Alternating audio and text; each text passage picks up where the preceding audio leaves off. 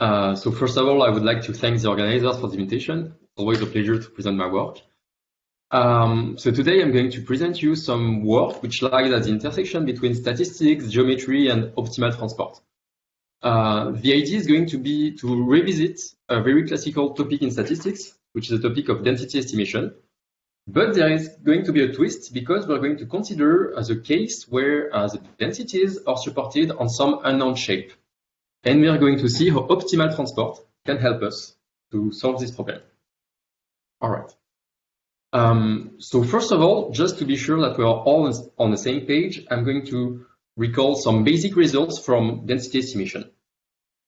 First, just to fix notation, I'm going to recall the minimax framework. So here the idea is that you will observe n ID observations, x1, xn, which are sampled according to some law mu, and then you're going to assume that mu belongs to some set P of probability measures. P can be the set of Gaussian random variables. And then you want to learn some functional theta related to mu. To do so, you're going to create an estimator hat theta of n, which is just a measurable functional of the observations, and you're going to assess the quality of your estimator thanks to a loss function L, which is just going to be a pseudometric. Okay. Then in the minimax paradigm, what you want to do is to find an estimator which has a risk which is as close as possible to what we call the minimax risk. So the minimax risk is by definition the best risk an estimator can attain uniformly on the class P. That's to say, this is the infimum over estimator hat theta of n, of the supremum over mu in P, of the risk of the estimator under the law mu. So all of this is very general. What we're going to focus on today is the case of density estimation. So in this case, well, theta of mu, what we want to estimate is f, the underlying density. And typically, we are going to assume that that the underlying density f has some regularity. Just to say, for instance, we're going to assume that mu belongs to PSD, which is going to be the set of probability measures having density, which is of regularity S. Typically, we'll say that f belongs to some ball in the Sobolev space HSP, regularity S. And then we just want to estimate f, for instance, for the LP metric. All right, so this is a very classical problem in statistics, and there are a lot of non-minimax estimators for this problem. That's to say, estimators which attain the minimax bound up to a constant as n the number of observations goes to infinity. For instance, there are wavelet density estimators or projection estimators in the Fourier basis. Here, I'm going to present an estimator which is a kernel density estimator. Okay. So the idea is the following. You take k, which is a kernel function. It is just a function whose integral is equal to 1. And then you have some technical assumption here, which consists in assuming that the kernel has a sufficiently high order. I'm not going to detail this.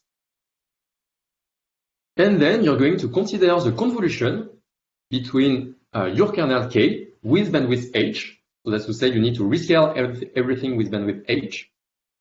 And some measure, which is the empirical measure. So this is the simplest measure you can build with your sample, which is by definition 1 over n times the sum of the direct masses located at the observation point. And so it gives you an estimator that is hat mu and h. It's just the convolution. And here, of course, well, the crucial choice is the choice of the bandwidth h. So if you want to analyze the risk of this estimator, you will have a very nice decomposition into a bias part and a variance part. For the bias, well, the bias will be given by the LP distance between mu, what you want to estimate, and kh star mu, because by linearity, the expectation is kh star mu.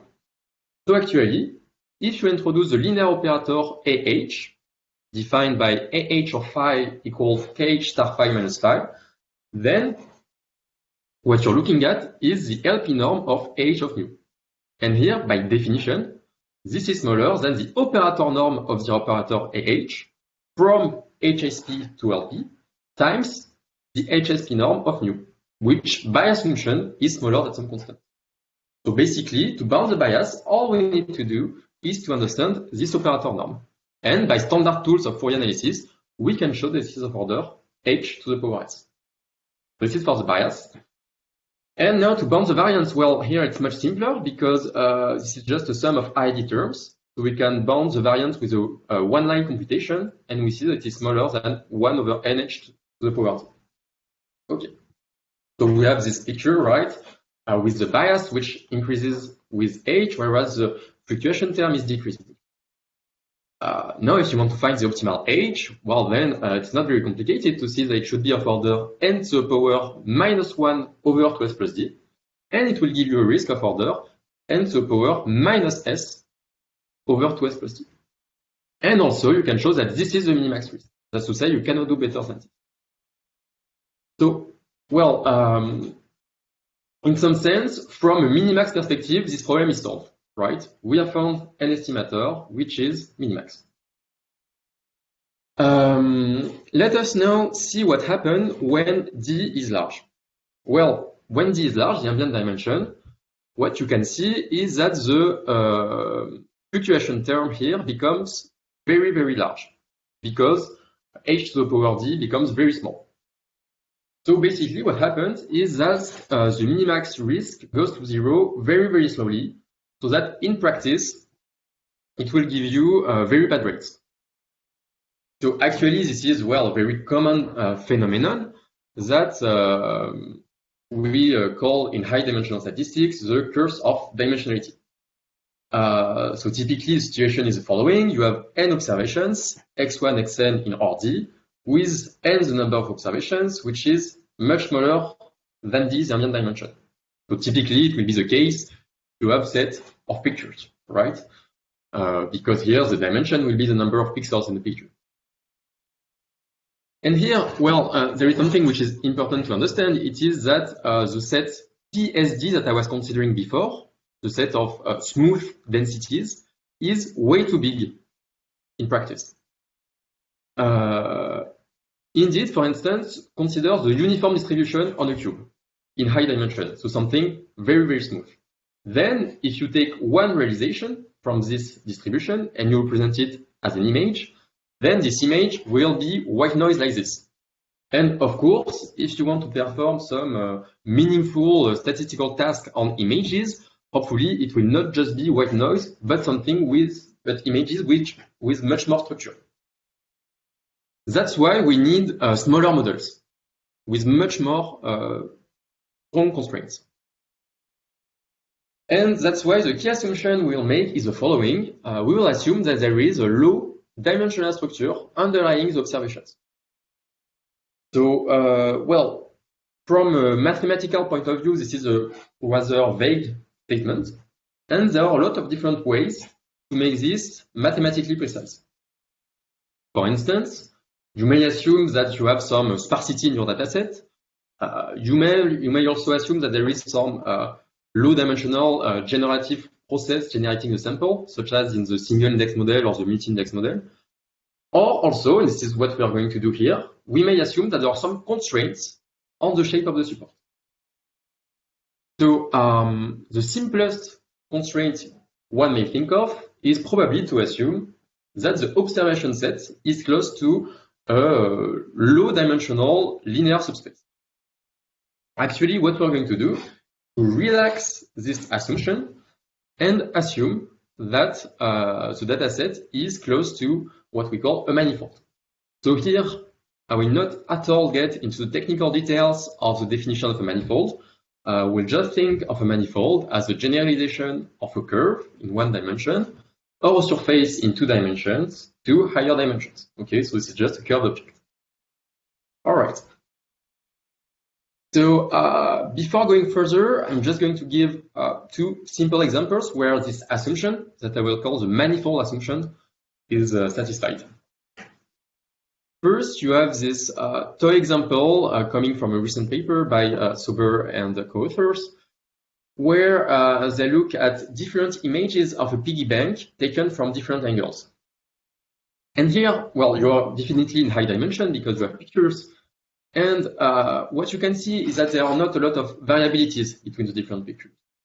And therefore, it makes sense to assume that there is a low-dimensional shape manifold underlying those observations. And also, I would go as far as to say that it would make sense to assume that this shape is actually homeomorphic to a circle, because we are actually turning around an object. So there should be some underlying circle. So this is the first toy example. There is also another example that I want to mention, which comes from chemistry, where people look at different conformations of a molecule. So here, for instance, you have the different conformations of the cyclooctane molecule. And basically, one molecule is described by the position of the list of its atoms. So typically, if you have n atoms, then one molecule will be described as a vector of size 3 times n. And depending on the different configurations of your atom, you have different energies, so that you have some configurations which are more likely to appear. And if you look at the set of conformations which are likely to appear, and which lives in a high dimensional space of dimension several hundred, then you can show that this is actually close to a two-dimensional object, which is represented here, and which is a union of a sphere and a torus. So once again, you are in the case where you are in high dimension, but where your sample is close to a low dimensional object. Okay? So this is the assumption we're going to make. And now we have our problem. We assume that we observe n points x1, xn, which are sampled according to some low mu, and mu will be supported on some manifold M, which is unknown. We don't know what it is, but we assume that it will be of dimension d and of regularity k. And also, we will assume that mu has some regularity. That's to say, density will have some regularity s. So this will give a statistical model PSKD, so it depends on 3 parameters. And I do not have the time to get into the technical details on the different, on the precise conditions in this model. But our goal is to estimate mu, or equivalently, estimate the density. Okay? And here there is a problem which is actually not completely trivial, which is the choice of the loss function that I denoted L before. There is a first thing that we want to do, that we may do, which is to estimate the density in one point. That's to say, I give you a point x, and you know that x is in the manifold, and I want to know what is the density of the measure at this point x. So this problem actually has been quite a lot studied now.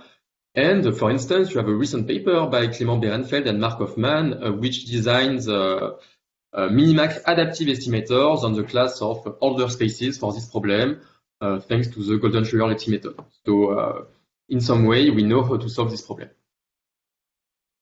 Now, well, how may we go beyond pointwise estimation? To do so, we need to choose some kind of distance between measures. What we did for the classical case, where we went on the cube before, was to just use the LP norm between the densities. But now, well, we cannot really do this, because it would be the LP norm with respect to what measure exactly. As we have in our model different measures which are supported on different manifolds, it does not really make sense. So we could turn to other distances between measures, such as the total variation measure distance, the Hellinger distance, or, for instance, the Kullback-Leibler divergence. But actually, we have a negative result that I will, for instance, state here for the total variation distance, and which tells you that the minimax risk for the estimation of mu for the total variation loss on this model is always larger than 1/2. That's to say, even if the number of observations is very large, then the risk does not go to 0. To put it another way, it means that this problem is completely degenerate from a minimax perspective. Okay? And actually, this is rather intuitive if you know what the total variation distance is, because imagine I give you a finite sample of points. For instance, here you have crosses. Then there will be an infinite number of manifolds which will fit through those points. And if you consider, for instance, the uniform distribution on each of those manifolds, then although it looks like those distributions are very close from one another, actually their distance for the total variation will be equal to 1. So that's why, in some sense, this distance is way too strong for this problem. And we need to turn to other distances. So actually, you have this nice classification between of distances on the set of measures.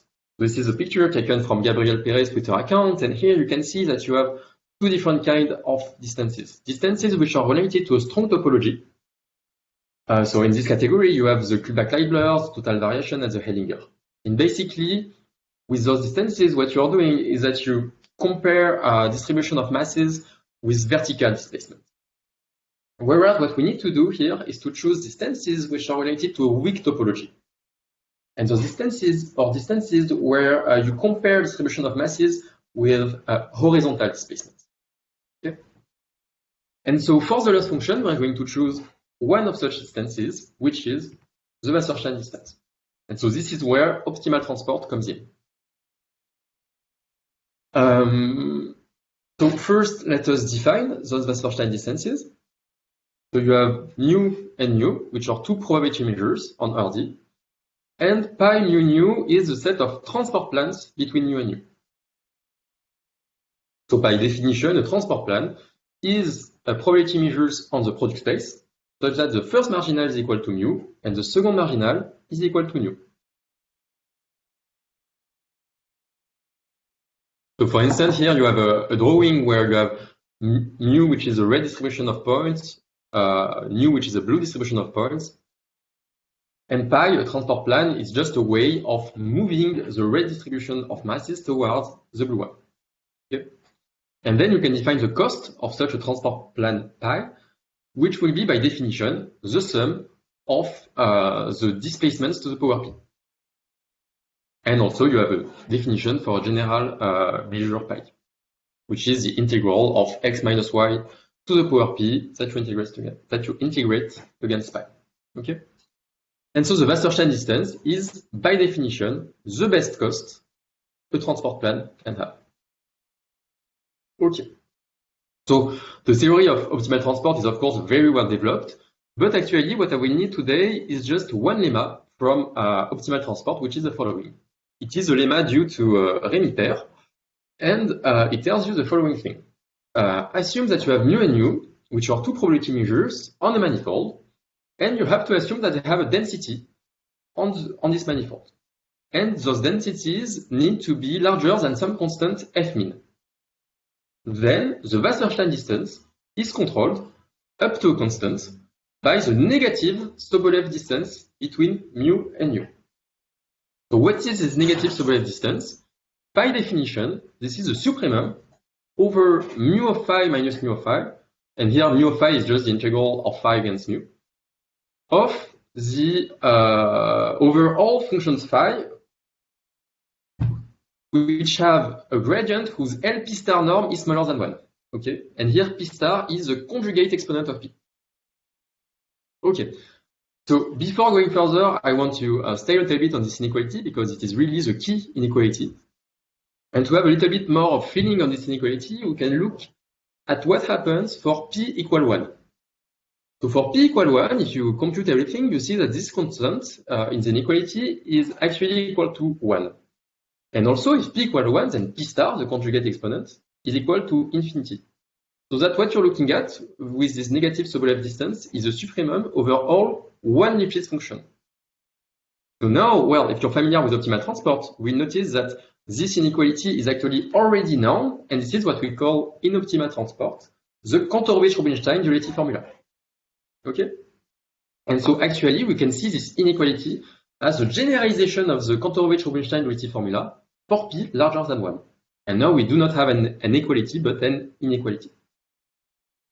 This is the first comment. Second comment I want to make is on what happened for p equal 1, dimension 1. Then, once again, if you're familiar with optimal transport, you may know that the Wasserstein distance dimension 1 is related to a distance between the cumulative distributive functions. So, In some sense, this is why there is a -1 index appearing here. This is why we are looking at the -1 Sobolev distance. Because we are not comparing the densities. If we are comparing the densities, it would be a LP distance, but the primitives of the densities. That's to say the cumulative distributive functions. So that's why there is this -1, because we're comparing the primitives. Okay. So now we have all the tools to create an estimator for this problem. That's to say, to create an estimator which will be close to the real solution mu for the Wasserstein distance. And to do so, we'll do the same thing as before. That's to say, we'll take a kernel density estimation approach. Okay. So let us first consider the easy case. We're going to assume that we have access to the manifold M. Okay? And then we're going really to, as before, that's to say, we're going to consider a kernel K, which once again will be a function whose integral is equal to 1. But this time we have to consider that this is the integral against Rd with, and here it is small d, the dimension of the manifold, and not the ambient dimension. It's just the difference. And once again, we have some technical conditions that we'll not detail.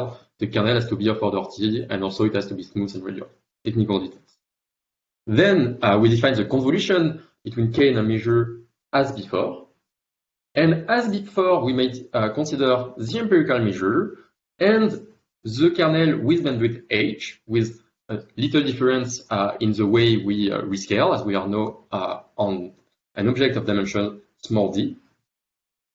And as before, we may define mu and h, which will be the measure, having density kh star mu n, but now not with respect to the Lebesgue measure, but with respect to the analog of the Lebesgue measure on the manifold, that we call the volume measure on your manifold. Okay? So mu and h is a measure having density k star mu n with respect to vol m. Now, if we want to understand what is the Wasserstein distance between mu and kh star mu n, what we can do is apply the lemma from Per's paper. And by this lemma, it suffices to bound the negative Sobolev distance between mu and kh star mu n. And now this is nice because we are in a Banach space. So what we can do is separate the risk into a bias part and a variance part, as before. And to bound the bias, well, what we may do is see that it will be given once again by the norm of AH mu, where AH is the same operator as before. But now it is a norm for the negative Sobolev distance. And so with the same strategy as before, we will bound this by the operator norm of AH from HSP to H minus 1P. Okay? And so now we need to bound this operator norm, and one can show that it is of order H to the power S plus 1. And so you can see here that you have a plus 1 appearing, and basically the reason is that what appears is the distance between S and minus 1. Before you were considering a LP norm, so basically H0P. So it was the distance between S and 0 appearing. Now you have minus 1, so S plus 1. Okay, so this is for the bias. And for the variance, here I will not detail how we get the result, but by doing some harmonic analysis on the manifold, you can show that the fluctuations are of order H over square root of NH to the power T. So what's important here is that now in the exponent, you do not have a large d, which corresponds to the ambient dimension, but a small d, which corresponds to the manifold. And therefore, the fluctuation term becomes small compared to what we had before, when the ambient dimension became large. Okay. So actually, you have the same picture as before. Okay, see there is a message. Okay. So you have the same picture as before, with a bias which increases and a fluctuation term which decreases. So once again, you may want to find the optimal H, and it will be of order n to the power minus 1 over 2s plus d. Okay? And it will give you a risk of order n to the power minus s plus 1 over 2s plus d. So these are just rates. What's important is that now, even if you are in high dimension, it is not the ambient dimension which counts, but only the dimension of the manifold. So this rate will be fast, even if you are in a high dimensional space. Okay. And also, we may show, using previous results in the literature, that this rate is the minimax rate. So in some sense, we have answered the question, we have designed a minimax estimator, but actually not exactly, because I've kind of cheated you here, because mu and h is not really an estimator. For a simple reason. Okay, so yes, for a simple reason, here we were considering the measure having density kh star mu m, so we can compute this is not an issue, but with respect to the volume measure. And in practice, if we do not know what the manifold is, we do not know what the volume measure on the manifold is also. And that's why we need actually to perform one last step, which is to estimate the volume measure. Okay? So as I was saying, mu and h is not an estimator, but to have an estimator, we will replace the volume measure by some estimator. And by considering hat mu and h, which will be the measure having the same density, but with respect to some estimator hat vol m, we will have an estimator which is a good candidate. So how may we design such a volume estimator? Well, there is a first natural idea, which is the following. Thanks to some results in the literature of geometric estimation, I know how to design good estimators of a manifold M. So what I may choose as an estimator is the d-dimensional Hausdorff measure restricted on this good approximation hat of M.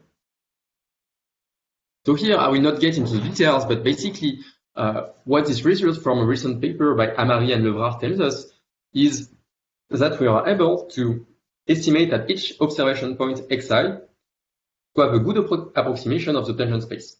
So we'll have a good approximation hat ci of the tangent space, and also we'll have a good approximation of a local parametrization. So we have a local parametrization psi xi, and we'll be able to approximate it well enough by some approximate parametrization hat psi I. Okay? And basically, we'll have a good approximation of the manifold by looking at the union of small patches. Okay? You have one patch around each observation point, and by looking at the union of all the patches, you'll have a good approximation of your manifold. And so we may look at the Hausdorff measure restricted to the hat of M, which is this union of patches. So, well, it looks like a good idea, but actually it will not work for a stupid reason, which is the following. So here you see on the drawings that you will have two patches, and you will have actually some overlap between those patches. For instance, here you see that you have the patch at x1 and the patch at x2 with some overlap in between. And so when you look at the Hausdorff measure restricted on this set, then the overlap part will be counted twice, whereas we would like this part to be counted only for once. And for this reason, well, it will not be a good approximation. So actually, we need to modify this first idea. And to do so, what we will do is use a partition of unity. Okay? So once again, I will not get into the technical detail. We need to pre-process the point using an algorithm, which is called the farthest point sampling algorithm, but we do not care about this right now. The important idea is that we are able to build what we call a partition of unity. So it is a sequence of functions, psi of j, where psi of j is located around a small ball around the observation point xj, such that the sum of the psi j is equal to 1. And now you have a very simple and stupid observation, which is the following. If you look at the integral of a function phi against the volume measure, then you may write phi as phi times the sum of the psi j, because the sum of the psi j is equal to 1. But now you can switch the integration and the summation, so that now you have an integration which is located only on a small part around the point xj. And you know that around the point xj, you are able to estimate well the tangent space and the local parametrization. So what you may do is take this last equality and use a plugin estimator. That's to say, now we know how to estimate the tangent space Txj and the local parametrization psi xj. So we do this and defend you measure hat vol m in this way. And you can show that this measure hat vol m will be close to the real volume measure with a certain rate, actually at rate n to the power minus k over t. And we can show also that this is minimax. And so this will be how we define our estimator of the volume measure. So just to end the talk, I want to show a very simple example. So just to recall, our final estimator is hat mu n h, which is the estimator with density kh star mu n with respect to hat vol m. So now we may consider the following very basic experiment where we sample 100 points according to some law and norm. Here, for instance, it is a uniform distribution on a circle, not very complicated. And then we may want to simulate more points according to the same law. To do so, we may compute hat mu n h and then sample a lot of points according to hat mu n h. Here, for instance, I have simulated 300 points according to this new law. And you may see that sometimes there are small mistakes, but for the Wasserstein distance, this sample will be very close to the uniform distribution on the circle. And this is what we wanted to do. Okay, so that's all I wanted to say. Thank you for your attention, and please ask questions. Thank you.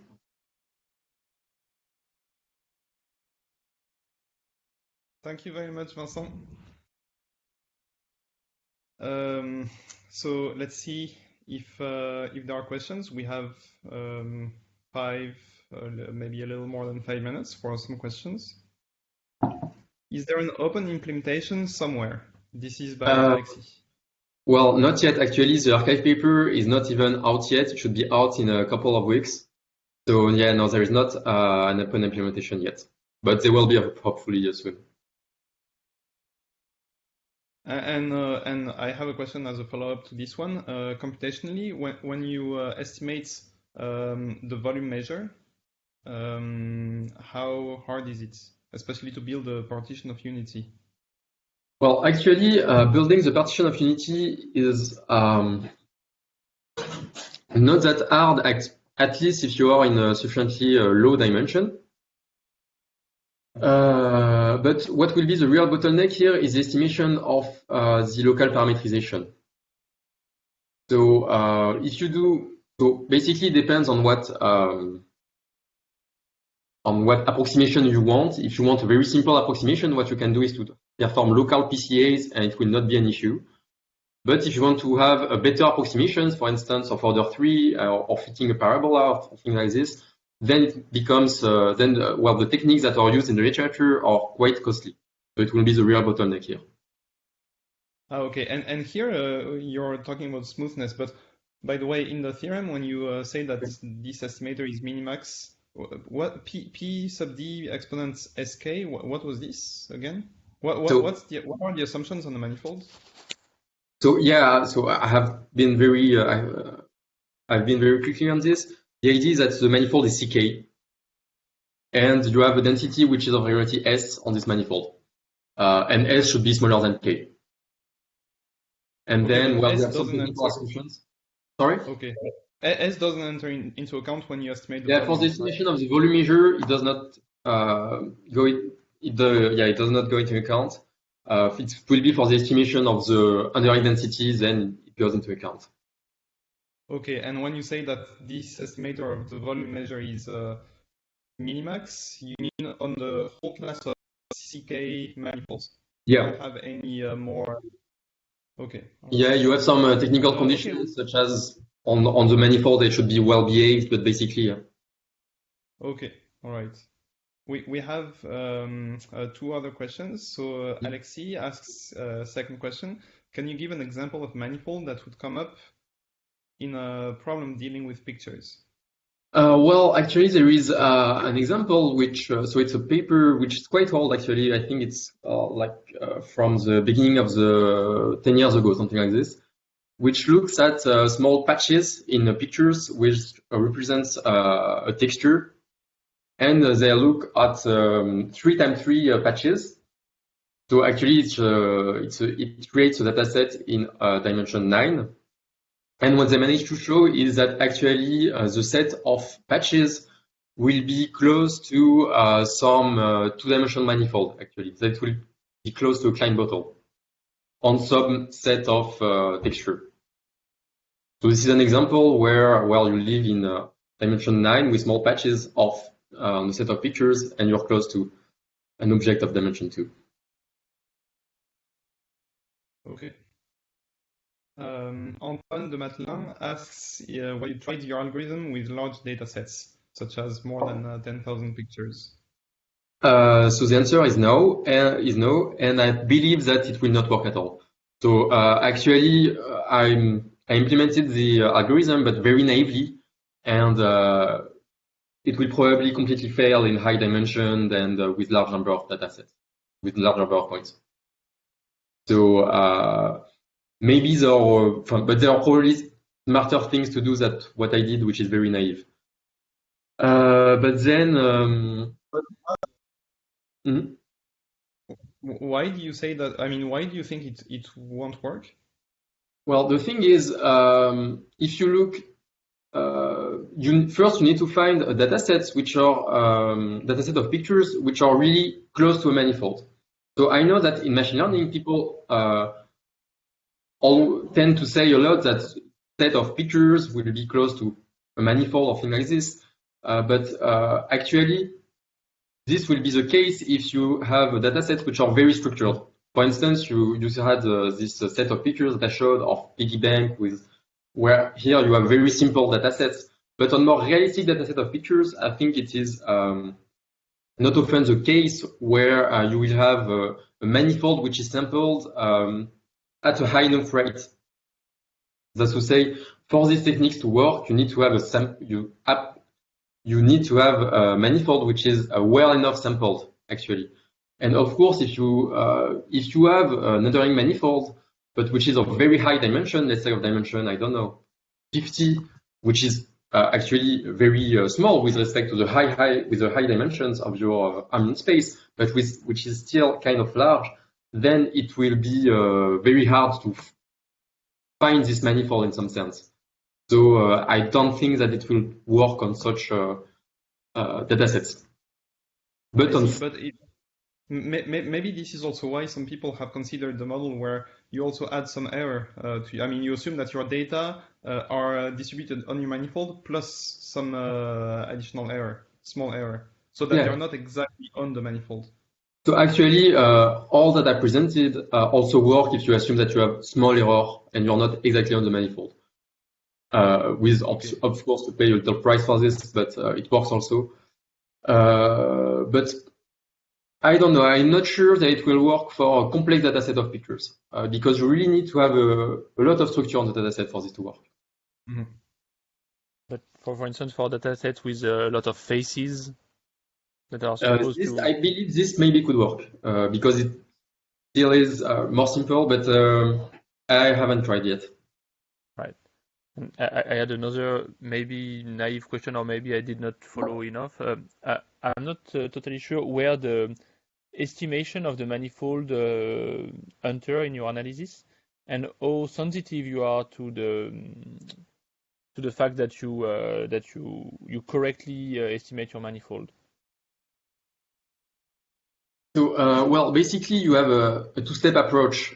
First, you consider that you know the manifold, and here you just perform this classical density, kernel density estimation. But the thing is, not a real estimation because. Sorry? Okay. You need this volume measure. And so to approximate the volume measure, what you do is that basically you look at small patches, you estimate small patches at each observation point, which will fit the manifold well enough.